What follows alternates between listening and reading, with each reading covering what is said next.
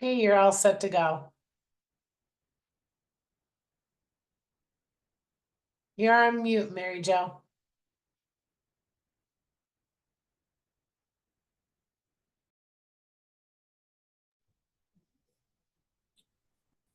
Okay, now that is a very tough act to follow, I have to say. David, it's always such a joy to hear some, and my head really is spinning with everything that I did just hear from the last session. But I do want to tell you a little bit about what we've been up to. My name is Mary Jo Orzech. I'm the Scholarly Communications Librarian here at SUNY Brockport. I'm delighted to be able to bring to you some of the things that we've been up to this year. It's been a very busy year for us in terms of OER, in the sense that last year we were able to participate in the AAC&U IOER Institute. We did that as a team of we had uh, four faculty plus myself, and Tony DeFranco was on ex officio from SUNY OER services. And we want to tell you a little bit about what we're doing this year. I'm very encouraged that not only were we able to take forward the ideas from the institute, but we also it picked up some new folks along the way. So we did a faculty learning community to bring the ideas to more people on a campus. And this was uh, very helpful, I think, in helping to get some new voices included, hearing from some new folks that we hadn't heard from otherwise. And we want to bring you some of their stories today. That's what our main purpose for today's session is. We know we have a brief period, but we're going to do our best to give you a mini tour of some of the things that we've been working on and thinking about and doing. So again, the, the main goals of the Institute were um, to increase participation and inclusion, to build awareness with some of the folks that we hadn't been out to before, especially not since before the pandemic. So we were really getting out to our college or university governance, administration, and others. We're really trying to improve some of our reporting processes and so on. And so those were some of the primary goals for last year's work. This year, of course, all the faculty brought their own voice and their own really have been bringing OER forward in new and different ways that we haven't heard. It's so interesting to hear the different kinds of opportunities and pathways that people are taking to share open content in general, but also as David was reminding us, some of these very brand new technologies and opportunities that are helping us really rethink, recast, completely um, uh, uh, reconsiders what we have done in the past, and be mindful of the way that both we need to as instructors, but also as our students are going to be taking OER forward, and thinking about the intersection with artificial intelligence, with ChatGPT, and all of the other technology. So we're going to bring you some of our stories today. I've got a cast of folks from education, computing science, our library, as well as social work and nursing, who will tell you a little bit about what they've been up to. I'm going to pass the baton right here and pass it on to our first, uh, um, my first co-presenter, Jay Zhang, and let them all introduce themselves. Thank you so much, Mary Jo. Good morning, everyone. This is Dr. Jay Zhang. I'm a professor of special education in the Department of Education and Human Development. So I was called in to do the OER with Mary Jo since 2015 to prepare for the very first OER course of mine in spring 2016. And the course has been reinvented along the way because of the new materials and also sometimes the broken links because of the change of the websites. But I would like to just introduce what I'm doing this semester. So For the first left side, you will see a screenshot of my organized by modules. So my course using OER is Introduction to Special Education. And I generally organize my course with modules. Generally speaking, each module will take about 1 week on a specific topic. For example, in week 11, we're going to talk about the autism. So it's an autism module. And then there were like learning disabilities and ADHD and multiple disabilities, et cetera. And there are a couple of modules will last longer than a couple of weeks. For example, our collaborative online international learning module that I provide the students different topics by each week, and there are some hands-on projects for my students as well. So I'm using the autism module as an example. In the left-hand side, you will see for my students, usually they just review materials using multimodality formats. For example, they will review watch some videos, review some documents, and have some interactive activities in some websites, such as the IRIS websites developed by Vanderbilt University. And after they reviewed all these materials, my students will have a work assignment. It's kind of almost every week they will have an assignment on a certain topic just to assess their knowledge and mastery level of that week's materials. And the unique thing, all these are OERs, and the unique thing for this semester is I'm collaborating with Dr. Ning Yu and his students, and also Dr. Sandeep Mitra from computing science, and they're helping me to embed some AI experiences to my students in the modules. So for example, traditionally, after my students submit their assignment, they will have the opportunity to review the answer key and know about what they're doing and give a self-assessment as well as self-reflection. However, this semester, we're introducing AI, asking AI to provide the students feedback and ask the students to, based on this AI's feedback, revise and resubmit their assignment and make improvement, and also have self-reflection. So by doing so, we're going to test if the AI is working or how much accurate information the AI can provide. This is still in the pilot stage, and we probably will report back to you sometime, hopefully sooner than later, about this semester's pilot. Now I'm going to pass this to Dr. Yu about more information about AI and its implementation. Thank you. Good morning, everyone. This is Ning Yu. Thank you, Dr. Zhang and Mary Zhou's introduction. I'm an associate professor of computer science at SUNY Berkeley.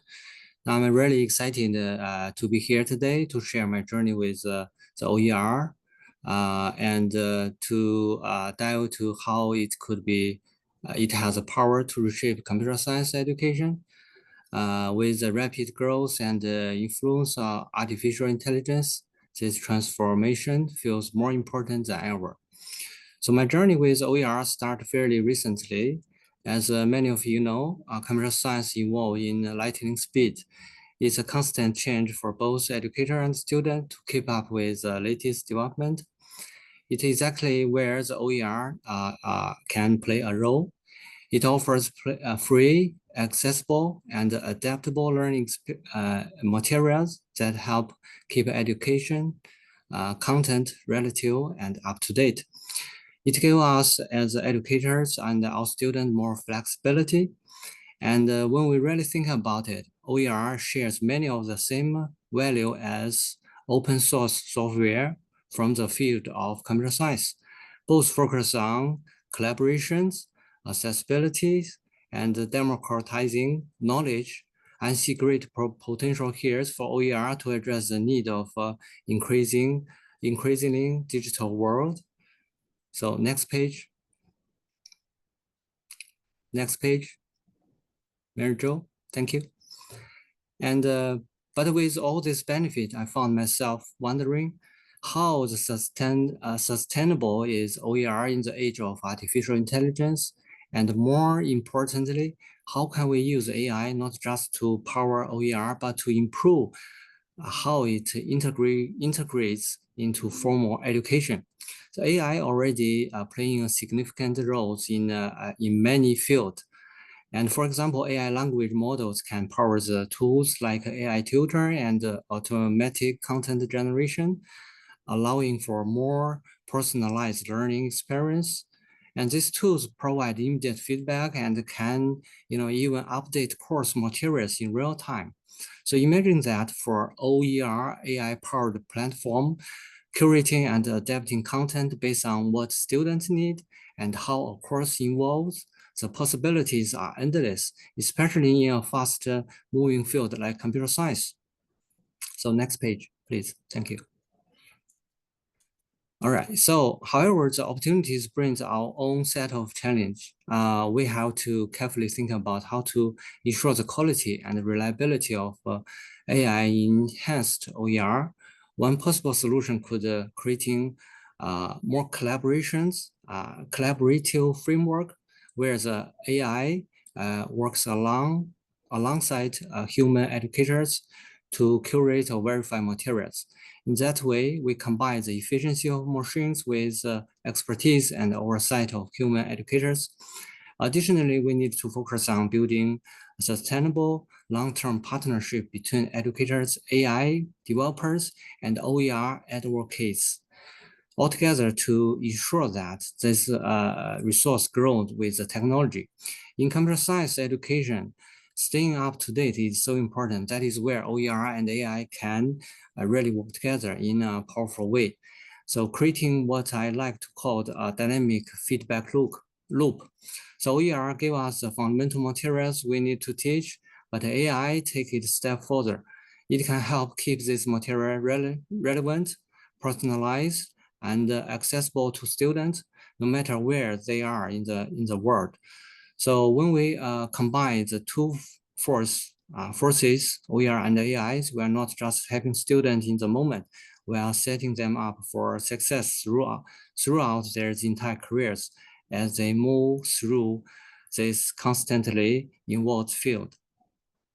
Thank you, Mary Jo and the Brockport OER team.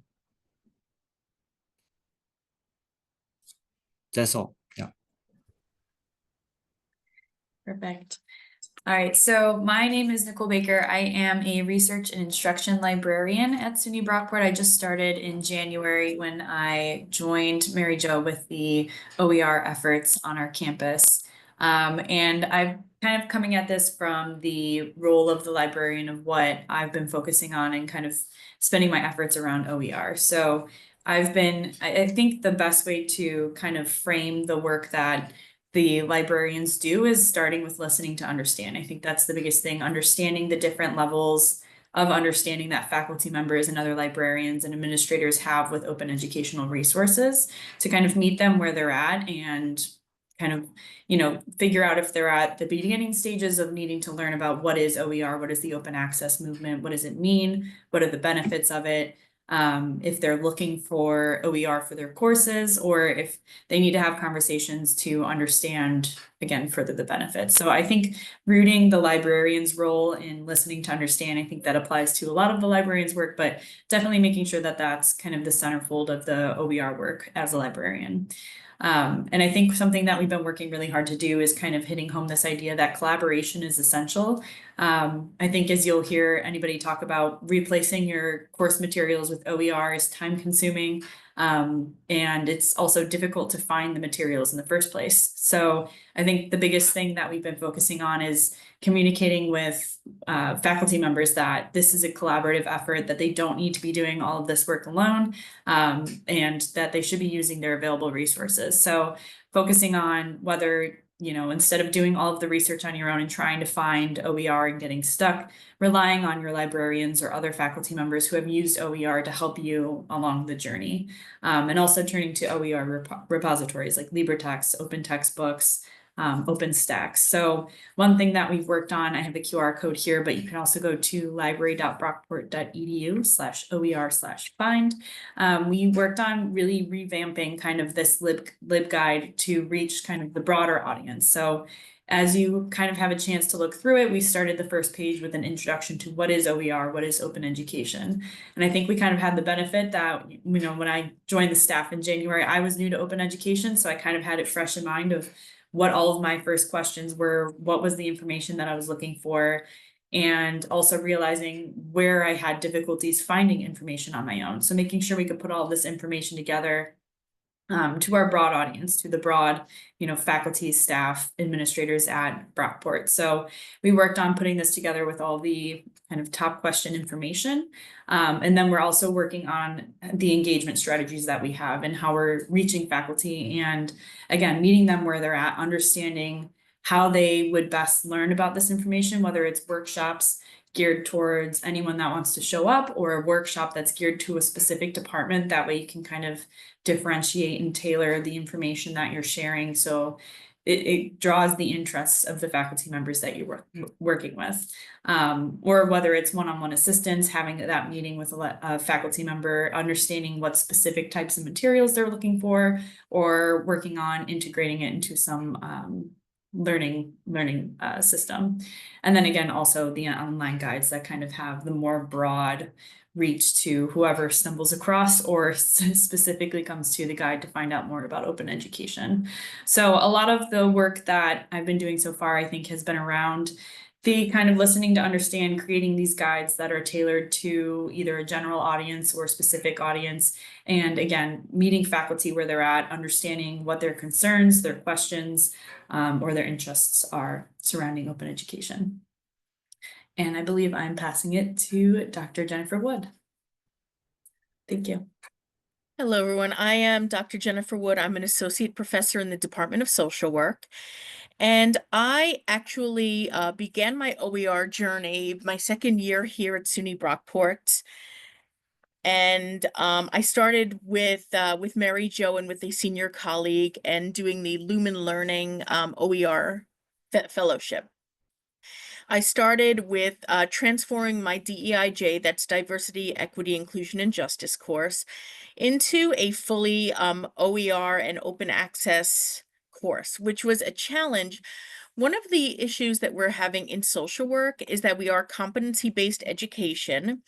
Many of the traditional texts that did fulfill our competencies were really very limited in the scope of what they covered, in that they weren't covering everything that we in social work wanted our students to know, wanted them to be learning. And many of the OER textbooks that are out there do not fulfill our new EPUs, our educational competencies. So it's been a challenge to find adequate OER materials that actually fulfill social work competencies. I've been working on trying to get my colleagues to go to as much OER in their courses as possible, but especially in the realm of social policy, there really is very little in the way of comprehensive OER text or other materials out there for our policy classes. That said, our DEIJ class has been fully OER for 4 years now, and that has worked out very well. It's gotten a very positive response from our students. In our assessment process, as part of our accreditation, we have to assess our student learning outcomes every single year, and students, I believe at a rate of about 98%, are hitting all their benchmarks in the DEIJ class using all OER materials. So that was, you know, very affirming of the work. From there, because it had worked so well in that class, I also teach the macro practice course, which is community and organizational practice and social action. So I was able to transform that class from what was really a very limited textbook, which had been used at a very high cost. I believe the textbook that had been used ran about $125 per semester for a very subpar book. And that course too has been fully OER for 2 years now, with students almost entirely hitting their benchmarks. So in those two classes where there has been kind of a wealth of open access and OER materials, that's been a very successful transformation. The challenge has been finding adequate materials for other classes that we're required to teach, as well as kind of getting my colleagues on board with moving to as much OER as possible. One of the things that we are working on in social work is a revision of our APT guidelines to include OER work and production of OER materials as a primary product for promotion and tenure. So I'm hopeful that if that change goes through, that will be something else that sort of legitimizes the use and adoption of OER in social work, and kind of trying to change the trajectory and pedagogy of how we teach our students in our program. Thank you, Jennifer. I want to ask if Jenna Rupert's on the call. I am. Thank you, Mary Jo. Okay, very good. I'll turn it over to Jenna. Hello, everyone. I'm Jenna Rupert. I'm an assistant professor in the Department of Nursing at SUNY Brockport and relatively new to OER. A little bit more about my background. I teach an undergraduate nursing course. It is specifically psychiatric mental health nursing, which I teach to pre-licensure students when they're in their senior year of the nursing program. I have about 40 students in the fall semester, and in the spring semester, between 60 and 70 students. I started thinking about OER because I've always been cost conscious in my nursing practice, but also in my personal life. So when I started teaching, I noticed that many students were also very financially conscious. Therefore, I began to investigate what we could do to help with this. At the time, we're using an online textbook resource package that was approximately $250, which in my opinion was a pretty significant cost to the students. So I began researching open access resources, and I found the first text that we incorporated in the class through OpenRN, and it was very comparable to the textbook resource that we had already been using. So we implemented again this in the spring semester of 2024, and it was well received by students. And since then, a more recent open access text was published through OpenStax, and we're currently using that resource this semester in our class. I think some of the benefits, other than affordability in transitioning to OER, have been accessibility in terms of ease of use or access from electronic devices, that it's sustainable. And it can also be tailored if needed to fit the specific needs of the course. So that is all that I have. Thank you. Thank you all. We have, looks like 1 minute, so we've planned this well. Do we have any questions or comments? We'd love to hear from you. I've provided our email addresses and so on. If you wanted to follow up with anyone, please contact us. We're always interested in hearing how other folks are doing things, and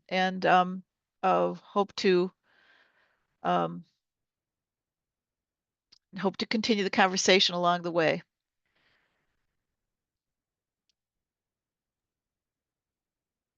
Thanks, everyone. That was great to hear all the different approaches.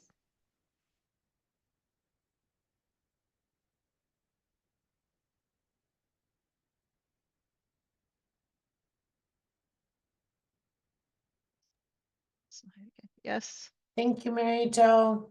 yes, yes, yes, yes, yes.